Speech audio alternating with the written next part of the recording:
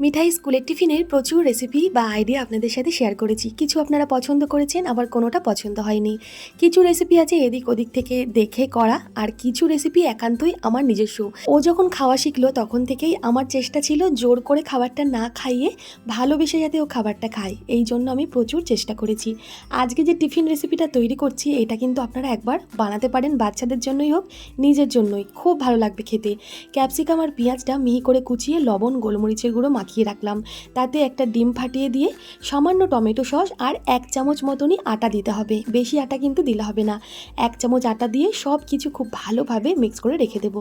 কড়াইতে একটু ঘি গরম করে সমস্ত মিক্সচারটা ঢেলে দেবো। ঘি কিন্তু খুব পুড়িয়ে ফেলবো না, জাস্ট ঘিটা গরম হবে, মিক্সচারটা ঢেলে চামচের সাহায্যে বা খুন্তির সাহায্যে কন্টিনিউ নাড়াচাড়া করতে হবে একটু হাই ফ্লেমে। ঠিক ডিমের ভুজিয়া তৈরি করি যেইভাবে, সেইভাবেই এটা তৈরি করে নিতে হবে, তাহলেই টিফিনটা রেডি। কেমন লাগলো টিফিন আইডিয়া জানাবেন।